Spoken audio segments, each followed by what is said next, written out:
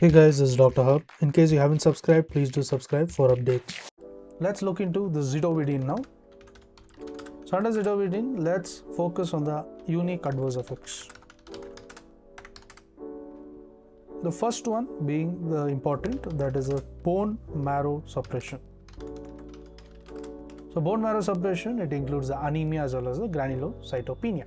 So anemia and the granulocytopenia. Then comes the skeletal muscle myopathy.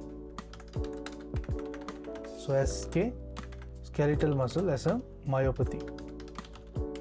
Then comes the nail hyperpigmentation. So there is hyperpigmentation of what? So there is hyperpigmentation of the nail.